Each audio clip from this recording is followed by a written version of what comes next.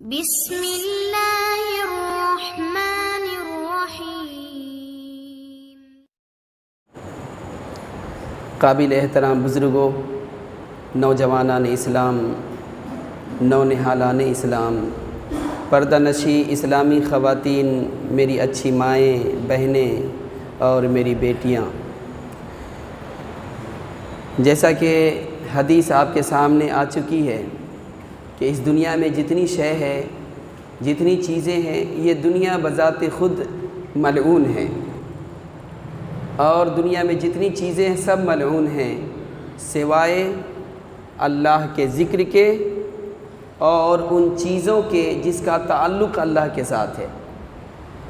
اور علماء کے اور طالب علم کے۔ تو آئیے علماء کے تعلق سے آج کے خطبے میں قرآن کریم کی چند آیتیں اور رسول اللہ صلی اللہ علیہ وسلم کے چند فرمودات سنتے ہیں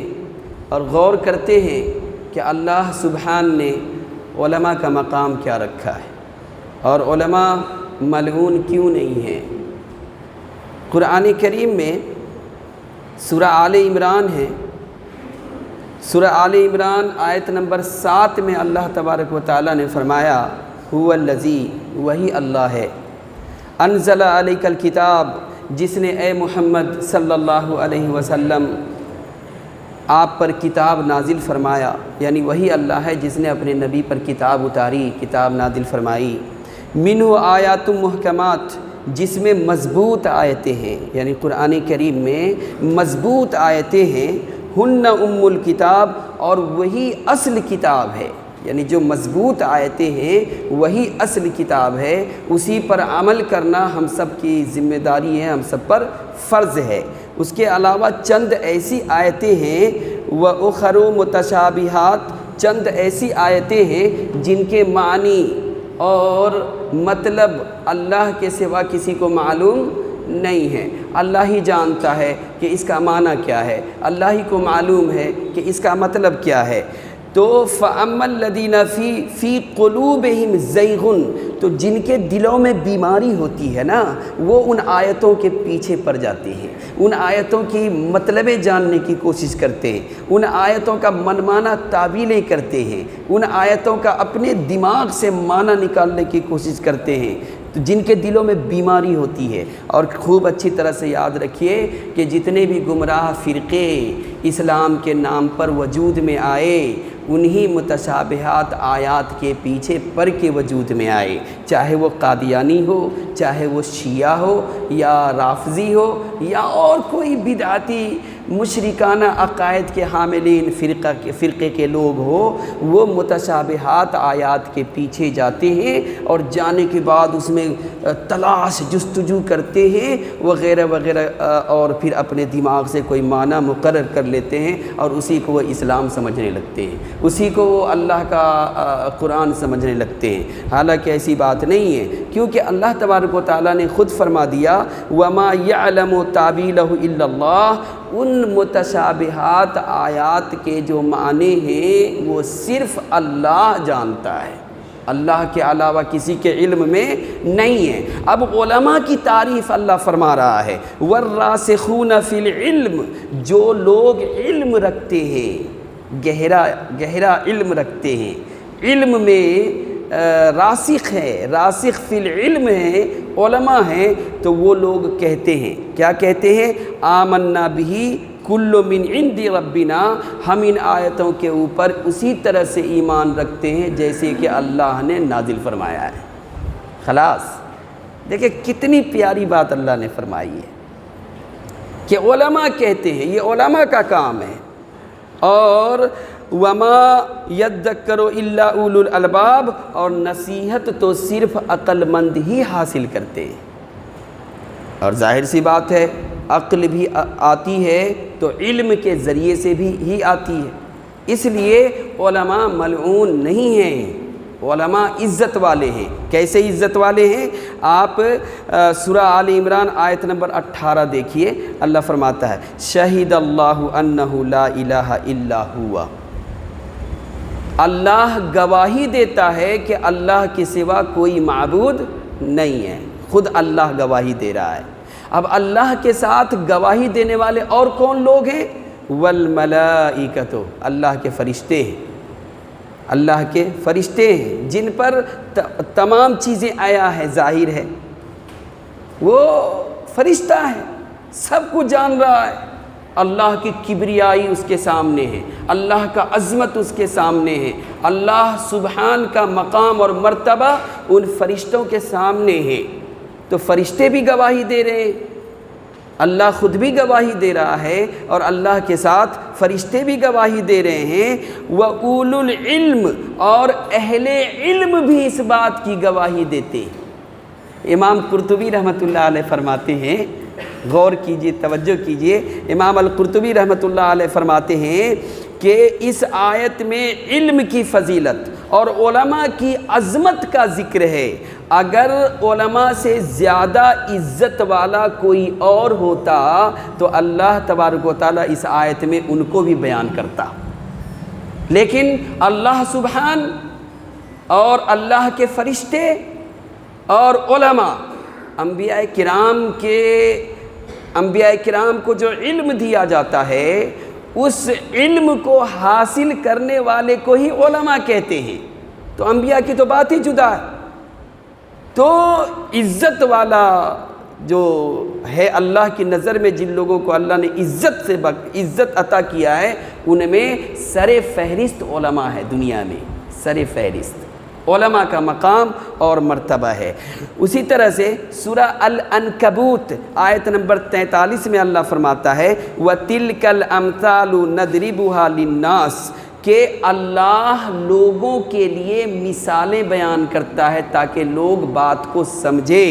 اور ان بات کو سمجھنے میں سب سے زیادہ جو لوگ ہیں وہ علم والے لوگ ہیں،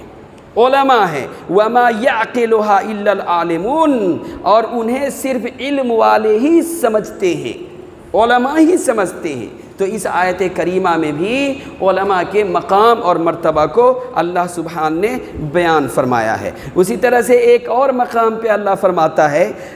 عنکبوت آیت نمبر 49 میں بل هو آیات بینات فی صدور الذین اوتوا العلم، دراصل یہ جو روشن نشانیاں ہیں اللہ کی طرف سے، یہ ان لوگوں کے دلوں میں اللہ تعالیٰ اتار دیتا ہے جو علم رکھتے ہیں۔ اللہ اکبر، سبحان اللہ، سبحان اللہ۔ وما یجحد بآیاتنا الا الظالمون، اور اللہ کی آیتوں کا انکار نہیں کرتے سوائے ظالم کے، جو ظالم لوگ ہوتے ہیں وہی اللہ کی آیتوں کا انکار کرتے ہیں۔ صرف یہی نہیں، ایک قدم اور آگے ہم چلتے ہیں تو اللہ سبحان فرماتا ہے انما یخشی اللہ من عبادہ العلماء، اللہ سے اس کے وہی بندے ڈرتے ہیں جو علم والے ہیں، یعنی علم والے ہی اللہ سے ڈرتے ہیں۔ تقوی کا حق اگر کوئی ادا کرتا ہے تو وہ علم والے ادا کرتے ہیں۔ ان اللہ عدید غفور، اور اللہ تعالیٰ زبردست بخشنے والا ہے۔ یہاں پہ یہ بتلایا، یہ آیت کریمہ کے اندر ایک اشارہ ہے کہ تقوی والا اگر کوئی ہے تو وہ اہل علم ہے، اہل علم ہی اللہ کے تقوی کا حق ادا کر رہے ہیں، اور اگر ان سے کوئی غلطی ہو بھی جاتی ہے تو اللہ معاف فرمانے والا ہے، اللہ زبردست بخشنے والا ہے۔ یہ بات اللہ تعالیٰ نے فرمایا۔ اب علماء کی نشانی اللہ نے بتلایا کہ وہ علماء ہوتے کون ہیں، تو اللہ نے فرمایا سورہ زمر آیت نمبر 9 امن هو قانت آناء اللیل ساجدا وقائما یحذر الآخرۃ ویرجو رحمت ربہ، جو مطیع اور فرما بردار ہیں اپنے رب العالمین کے، رات کی گھڑیوں میں قیام کرنے والے ہوتے ہیں اور سجدے کرنے والے ہوتے ہیں، آخرت کے میں جو سوال اللہ فرمائے گا اس کی فکر کرنے والے ہوتے ہیں، اور رب کی رحمت کی امید لگائے ہوئے ہیں، اللہ کی رحمت کی امید لگائے ہوئے ہیں۔ ایک قدم اور آگے ہم چلتے ہیں تو علماء کی تعریف اللہ تعالیٰ نے اس طرح سے بیان فرمائی۔ اللہ فرماتا ہے قُلْ هَلْ يَسْتَوِي الَّذِينَ يَعْلَمُونَ وَالَّذِينَ لَا يَعْلَمُونَ، آپ پوچھو ذرا اے نبی مدنی کریم صلی اللہ علیہ وسلم، آپ سوال تو کرو کہ جاننے والے اور نہ جاننے، یعنی جاہل اور عالم ایک ہو سکتے ہیں؟ یہ نہیں ہو سکتے۔ انما یتذکر اولو الالباب، نصیحت تو عقل مند ہی حاصل کرتے ہیں، یعنی وحی کی روشنی میں راستے کی تلاش، صراط مستقیم کیا ہے، یہ علماء ہی کے اوپر ظاہر ہوتا ہے، یہ علماء ہی جانتے ہیں۔ تو اس آیت مبارکہ میں بھی اللہ سبحان نے اس بات کو بیان فرمایا۔ عزیزان گرامی قدر، آپ نے قرآن کریم کی چند آیتیں سنی، آپ کے سماعتوں سے قرآن کریم کی چند آیتیں گزری۔ اب ذرا سا آپ سوچئے، میری ماں اور بہنوں آپ بھی سوچو کہ کیا ہمارے اوپر یہ فرض نہیں ہے کہ ہم رسول اللہ صلی اللہ علیہ وسلم پر نازل کردہ شریعت کا علم حاصل کریں، اور اس نازل کردہ شریعت کا علم حاصل کر کے اس کے مطابق زندگی گزاریں، اور ان علماء کی فہرست میں اپنے آپ کو بھی ہم شامل کریں۔ یہ بھی ایک بات جان لیں، ذہن نشی کر لیں کہ علماء صرف اسی کو نہیں کہتے جو مدینہ یونیورسٹی سے فارغ ہو کے آتے ہیں یا کسی جامعہ سے فارغ التحصیل ہوتے ہیں، نہیں، بلکہ علماء عالم اسے بھی کہتے جو کسی عالم کے ذریعے سے علم حاصل کرتا ہے اور وہ تحقیق کرتا ہے، جستجو کرتا ہے کہ میں نے جو علم حاصل کیا ہے وہ صحیح ہے یا نہیں ہے۔ دوسری بات، علماء اس کو ہرگز نہیں کہتے جو کتاب و سنت سے اعراض کر کے تقلیدی ذہنیت کی پرورش کرتے ہوئے اپنے علم کو اس جگہ سے حاصل کرتے ہیں جہاں پہ وحی کا کوئی کام نہیں ہوتا، اور پھر ایسے علماء سماج کے اندر، معاشرے کے اندر بدعت پھیلانے کا اور شرک، بدعقیدگی پھیلانے کا ذریعہ بن جاتا ہے۔ جیسا کہ ابھی موجودہ دور حاضر میں ایسے بے شمار مولوی آپ کو ملیں گے، گندم نما جو فروش مولوی آپ اس کو کہہ سکتے ہیں، جو بدعات کی تعلیم دیتے ہیں، جو شرک کے اوپر لوگوں کو آمادہ کرتے ہیں، جو بدعقیدگی کا درس دیتے ہیں، جو اللہ اور اس کے رسول سے ہٹا کر کے اپنے ارباب من دون اللہ، یعنی اپنے اولیاء، اپنے علماء کی طرف لوگوں کو راغب کرتے ہیں، اپنی بات کی طرف لوگوں کو راغب کرتے ہیں، اپنے ہاتھ سے ایک کتاب لکھتے ہیں اور اس کو کلام اللہ سے زیادہ مرتبہ اور مقام پر رکھ دیتے ہیں، یا ایسی باتیں کہتے ہیں جو امت کے اجماع سے باہر کی بات ہوتی ہے۔ اور تو ایسے علماء اللہ کے رحمت سے دور ہوتے ہیں، ایسے علماء کو علماء نہیں کہتے۔ علماء تو وہ ہیں جس کے بارے میں رسول اللہ صلی اللہ علیہ وسلم نے فرمایا، کتاب العلم میں سنن ابو داؤد میں صحیح حدیث ہے، ابو دردہ رضی اللہ تعالیٰ عنہ فرماتے ہیں کہ وَإِنَّ الْعَالِمَ لَيَسْتَغْفِرُ لَهُ مَنْ فِي السَّمَاوَاتِ، کہ عالم کے لیے آسمانوں میں بسنے والے اور زمین میں بسنے والے، وَمَنْ فِي الْأَرْضِ، اور زمین میں بسنے والے، وَالْحِيتَانُ فِي الْجَوْفِ الْمَاءِ، اور سمندر کے اندر رہنے والی مچھلیاں بھی مغفرت کی دعائیں کرتے ہیں۔ اللہ اکبر، سبحان اللہ، یعنی آسمان والے بھی علماء کے لیے مغفرت چاہتے ہیں، زمین والے بھی علماء کے لیے مغفرت چاہتے ہیں، اور آسمان اور زمین والوں کے علاوہ جو پانی میں مخلوقات ہیں، مچھلیاں ہیں، وہ بھی علماء کے لیے مغفرت کی دعا کرتے ہیں۔ اسی طرح سے رحمت عالم صلی اللہ علیہ وسلم نے فرمایا وَإِنَّ فَضْلَ الْعَالِمِ عَلَى الْعَابِدِ، سنو اگر کوئی شخص عبادت گزار ہے لیکن علم نہیں رکھتا ہے، علم کا محتاج ہے، اور کوئی عالم ہے، تو عالم کی عابد پر فضیلت ایسے ہی ہے جیسے کفضل القمر لیلۃ البدر علی سائر الکواکب، 14ویں رات کے چاند کی فضیلت ستاروں پر ہوا کرتی ہے۔ اللہ اکبر، 14ویں رات کے چاند کی فضیلت جس طرح سے ستاروں پر ہوتی ہے، اسی طرح سے علماء کی فضیلت عابدوں کے اوپر ہے۔ ایک جگہ اور رسول رحمت صلی اللہ علیہ وسلم نے فرمایا فضل العالم علی العابد کفضل القمر علی سائر الکواکب، عالم کی فضیلت عابد پر ایسے ہے جیسے چاند کی فضیلت تمام ستاروں کے اوپر ہے۔ صرف یہی نہیں بلکہ نبی کریم صلی اللہ علیہ وسلم نے یہ بھی فرمایا، ذرا سنیے، اللہ کے نبی نے فرمایا فضل العالم علی العابد کفضلی علی ادناکم، کہ سنو عالم کی فضیلت عابد پر ایسے ہی ہے جیسے میری فضیلت تم لوگوں پر ہے۔ اللہ اکبر، سبحان اللہ، یہ جامع ترمذی ابواب العلم علم میں حدیث ہے، محدثین نے صحیح کہا ہے۔ اللہ اکبر کہ فضل العالم علی العابد کفضلی علی ادناکم، عالم کی فضیلت اور لوگوں پر ایسے ہی ہے جس طرح سے رسول اللہ کی فضیلت اور لوگوں پر ہے۔ اللہ اکبر، اللہ اکبر۔ اور اسی طرح سے نبی کریم صلی اللہ علیہ وسلم نے یہ بھی فرمایا کہ ان اللہ و ملائکتہ و اہل السماوات والارض اردین حتی النمل فی جہرها و حتی الحوت لیصلون علی معلم الناس الخیر۔ سبحان اللہ، اللہ اکبر کبیرہ۔ رسول اللہ صلی اللہ علیہ وسلم نے فرمایا کہ فرشتے آسمان میں اور زمین والے بھی، یہاں تک کہ جو چونٹیاں ہوتی ہیں نا، وہ اپنے بلوں میں بھی، چونٹیاں اپنے بلوں میں، سوراخ میں، اور مچھلیاں پانی میں، علماء کے لیے دعائیں کرتے ہیں، خیر کا علم پھیلانے والوں کے لیے، توحید کا علم عام کرنے والوں کے لیے، سنت کے علم کو عام کرنے والوں کے لیے، اللہ کے کا تقوی کیا ہے، اس تقوی کو لوگوں سے تعارف کرانے والوں کے لیے آسمانی مخلوق بھی دعائیں خیر کر رہے ہیں، زمینی مخلوق بھی دعائیں خیر کر رہے ہیں، اور چونٹیاں بھی دعائیں خیر کر رہی ہیں۔ میرے عزیز، اسی طرح سے اس لیے رسول اللہ صلی اللہ علیہ وسلم نے فرمایا کہ 4 چیزوں کے علاوہ سب ملعون ہے، اور ان 4 چیزوں میں تیسرے نمبر پر علماء ہیں۔ آئیے چوتھے نمبر ذرا طالب علم کو بھی دیکھ لیتے ہیں۔ چوتھے نمبر پہ طالب علم ہے۔ دنیا میں جتنی شے ہے سب ملعون ہے، دنیا خود بذات خود دنیا بھی ملعون ہے، لیکن 4 چیزیں ہیں جو اللہ کی رحمت کے سائے میں ہیں،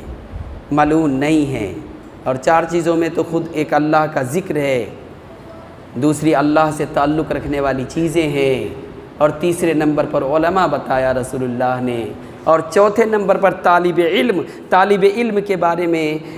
ایک حدیث میں لا رہا ہوں، ابو داؤد میں، سنن ابو داؤد کی روایت ہے کتاب العلم میں، کثیر بن قیس کہتے ہیں، یہ تابعی ہیں، یہ کہتے ہیں کہ میں دمشق جو ملک شام میں ہے، سیریا میں، وہاں ایک مسجد میں بیٹھا ہوا تھا۔ سیدنا ابو دردہ رضی اللہ تعالی عنہ بھی وہاں تشریف فرما تھے، وہ بھی بیٹھے ہوئے تھے، ابو دردہ بھی بیٹھے ہوئے تھے۔ تو فجاء رجل، تو ایک شخص آیا، ایک آدمی آیا، فقال، اور اس نے کہا، یا ابا دردہ، اے ابو دردہ، انی جئتک من مدینۃ رسول صلی اللہ علیہ وسلم، کہ میں مدینہ سے آپ کی خدمت میں حاضر ہوا ہوں، اور میں صرف اس لیے حاضر ہوا ہوں کہ مجھے معلوم ہوا ہے کہ آپ رسول اللہ صلی اللہ علیہ وسلم کی ایک حدیث جانتے ہیں، صرف اس حدیث کے لیے آپ کی خدمت میں میں حاضر ہوا ہوں، تو مجھے وہ حدیث سنائیے۔ یعنی گویا کہ علم، طالب علم ہے، علم کی طلب میں مدینہ سے شام کا سفر کیا ہے، کیونکہ شام میں سیدنا ابو دردہ رضی اللہ تعالیٰ عنہ ہیں، نبی کے پیارے صحابی۔ تو ابو دردہ رضی اللہ تعالیٰ عنہ فرماتے ہیں کہ آپ صرف حدیث ہی کی طلب میں مجھ تک آئے ہیں یا کوئی اور طلب ہے، دنیاوی طلب؟ تو کہا نہیں، کوئی اور طلب نہیں ہے، صرف حدیث کی طلب ہے۔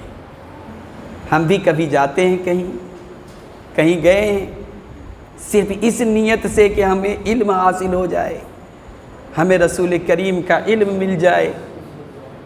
کسی موضوع پر حدیث کی تلاش کیا آپ نے، ہم لوگوں نے؟ دراصل کیا زندگی گزار رہے ہیں ہم لوگ؟ کون یہ زندگی کوئی زندگی ہے؟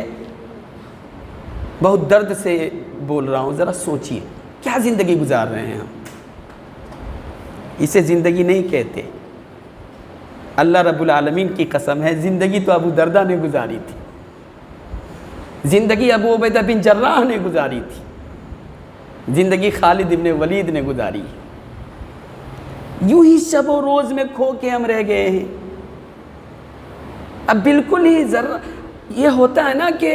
آدمی شب و روز میں کھو جاتا ہے تو دل میں ذرا کسک رہتی ہے، جی آج میں نے نماز نہیں پڑھی، آج میں فجر کی نماز میں نہیں آ سکا، آج میں ظہر کی نماز میں نہیں آ سکا، کوئی بے چینی بھی نہیں ہے۔ یعنی ہم عمل سے ثابت کر دیتے ہیں کہ نماز کی کوئی اہمیت ہے، ہاں چل نماز کی کوئی اہمیت نہیں ہے، دین کی کوئی اہمیت نہیں ہے، یہ زندگی ہم گزارتے ہیں۔ ابو درداء رضی اللہ تعالیٰ عنہ نے کہا کہ آپ صرف اس لیے آئے ہو کہ آپ نبی کی حدیث معلوم کر سکو؟ کہا ہاں، اور کوئی ضرورت نہیں ہے، اور کوئی دنیاوی ضرورت نہیں ہے۔ تو ابو درداء رضی اللہ تعالیٰ عنہ نے فرمایا کہ پھر سنو، سمعت رسول اللہ صلی اللہ علیہ وسلم یقول، کہ میں نے اپنے آقا کو فرماتے ہوئے سنا۔ میرے آقا صلی اللہ علیہ وسلم فرمایا کرتے تھے، من سلک طریقا یطلب فیہ علما، کہ جو شخص علم کے راستے پر چلتا ہے نا، جو شخص علم کے راستے پر چلتا ہے، سلک اللہ بہ طریقا من طرق الجنہ، تو اللہ تعالیٰ اسی راستے سے اسے دھیرے دھیرے جنت میں پہنچا دیتا ہے۔ وہ جنت کا راہی ہوتا ہے، وہ جنت میں جانے والے راستے پہ سفر کر رہا ہے، وہ جنت کا مسافر ہے، اس کی منزل جنت، اور وہ اپنی منزل کے جستجوئی میں علم حاصل کرتا ہے کہ میں علم حاصل کروں، میں جانوں کہ حلال کیا ہے، میں جانوں کہ حرام کیا ہے، اللہ کن باتوں سے راضی ہوتا ہے، اللہ کن باتوں سے ناراض ہو جاتا ہے۔ رسول کریم صلی اللہ علیہ وسلم نے خیر کی باتیں جو بیان کیے وہ کون کون سی باتیں ہیں، اور شر کی جو باتیں بیان کیے وہ کون کون سی باتیں ہیں۔ اس لیے صحابہ کرام کو آپ دیکھیے، بعض صحابہ آپ کو ایسے ملیں گے جو رسول اللہ سے صرف شر کے بارے میں سوال کر رہے ہیں، بعض صحابہ ایسے ملیں گے جو دجال کے بارے میں پوچھ رہے ہیں۔ اللہ کے نبی، جب دجال آئے گا تو اس کے فتنے سے ہم کیسے بچ پائیں گے؟ آج ہے فکر، آج ہمیں فکر ہے۔ ہمارے بچے تو دجال کے نام سے بھی واقف نہیں ہیں، چھے جائے کہ ان کے فتنوں کے متعلق جانیں،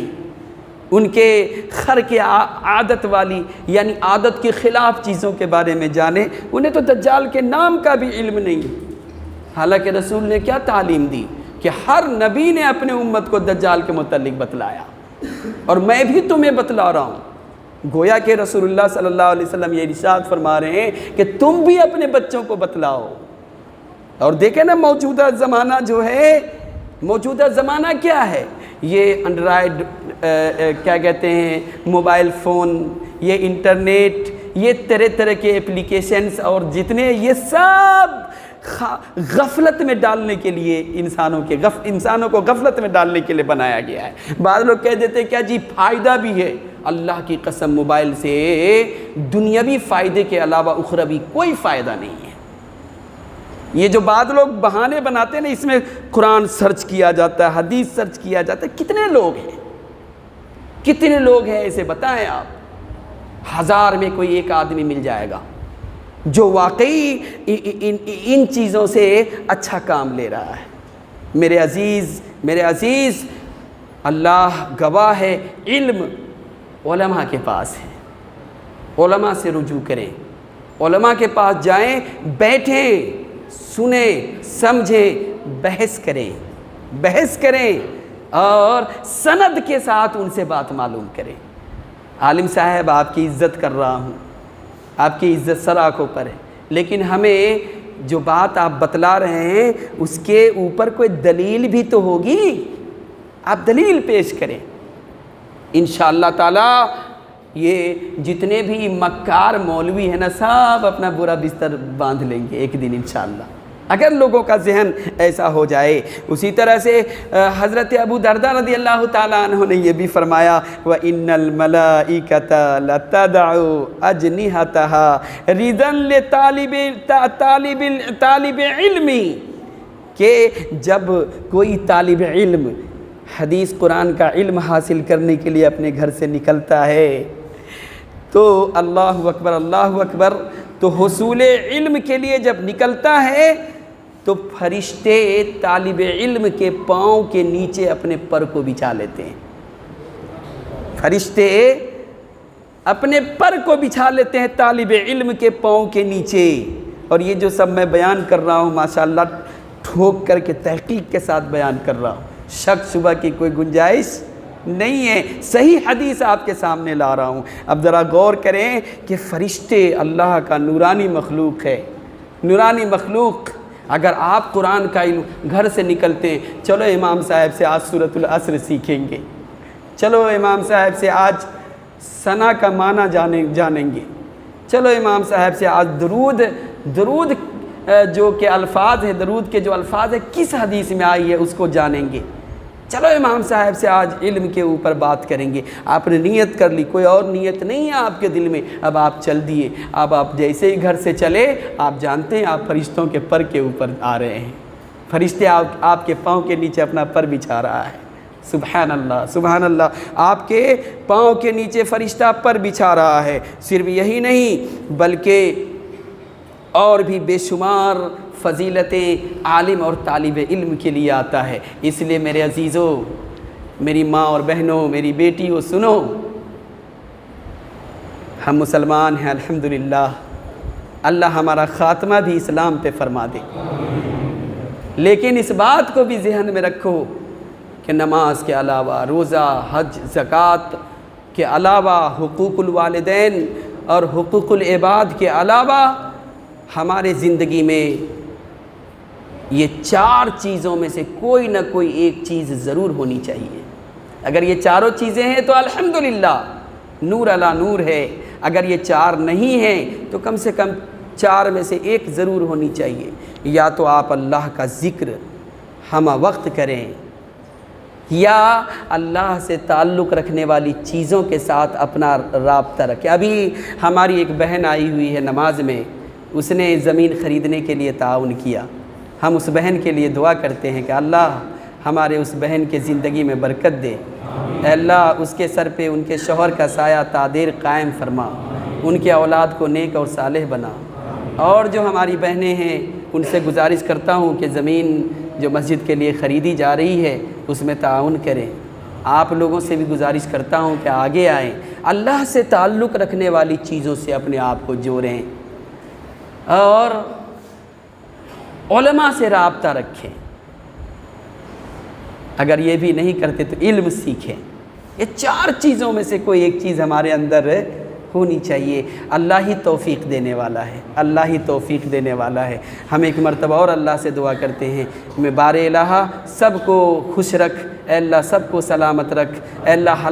حلال روزی میں کشادگی عطا فرما، الہ العالمین صحت اور تندرستی کے ساتھ ہم لوگوں کو اپنی عبادت کے اوپر راغب رکھ، اور اپنے نبی کی محبت اے اللہ ہمارے دلوں میں جوان رکھ، صحابہ کرام رضوان اللہ علیہ مجمعین کی طرح زندگی بسر کرنے کی توفیق عطا فرما، آمین یا رب العالمین۔ ربنا تقبل منا انک انت السمیع العلیم، تب علینا انک انت التواب الرحیم۔ سبحان ربک رب العزت